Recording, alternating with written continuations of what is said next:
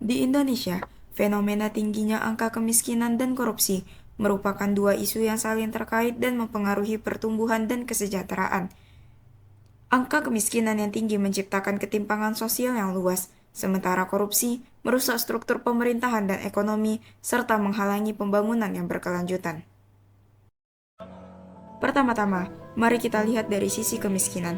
Meskipun ekonomi Indonesia telah tumbuh pesat dalam beberapa tahun terakhir, kesenjangan pendapatan antara yang kaya dan yang miskin tetap tinggi.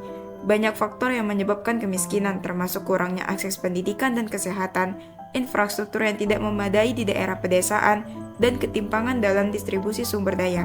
Tanpa akses yang merata terhadap peluang ekonomi, penduduk miskin sulit untuk meningkatkan taraf hidup mereka.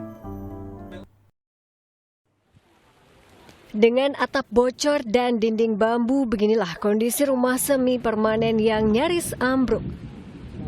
Dihuni 10 orang, pasangan suami istri Ahmad dan Fatimah mencoba menyambung hidup bersama anak-anak mereka. Ya alhamdulillah seadanya aja gitu, semampu saya, anak-anak saya gitu.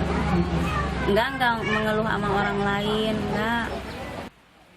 Di dalam rumahnya terdapat karung untuk mengganjal dan sarung yang digantung untuk menahan air hujan. 8 anak pasangan ini sebagian sudah putus sekolah.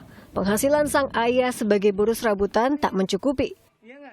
Sedih sih sering gitu kalau habis itu anak sakit gitu.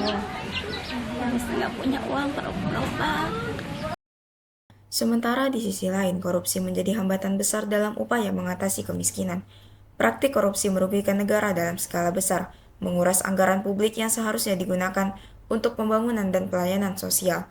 Korupsi juga mengurangi kepercayaan masyarakat terhadap pemerintah dan institusi negara, menghambat partisipasi publik dalam pembangunan.